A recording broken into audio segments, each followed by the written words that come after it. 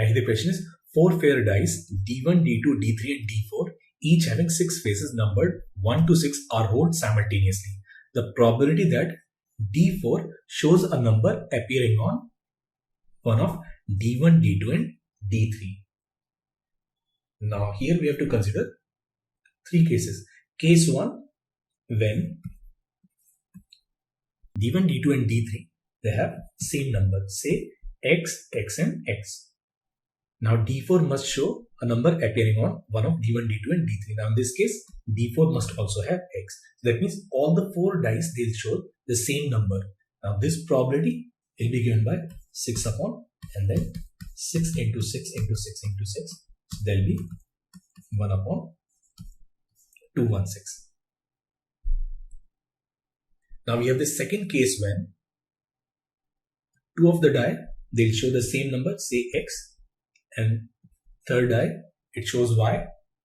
Now 2 same numbers, it can be any one out of 6C1 and then one distinct will be this 5C1, and once we have X, X and Y, it can be arranged among D1, D2, D3 in 3 ways. So now we have X, X and Y. Now in this case, this D4, it can either be X or it can either be Y. So we have 2 favorable cases for D. So this will be 6 into 6 into 6 into 6. Now this 6 will cancel. This 6 will also cancel. So this probability will be 5 by 36. Or we can also write this as 30 by 216. Now we'll have this third case when all the 3 numbers they are distinct. So it will be this X, Y, Z. So we have to choose 3 numbers which can be done in 3 ways. Now these 3 numbers they can be distributed among 3 dice in factorial 3 ways, and this D4 it can take any one of these 3. So it will be this 3C1 divided by 6 into 6 into 6 into 6.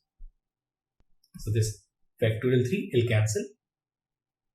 Now this is 20 into 3, 60. So it will be this 60 upon 216.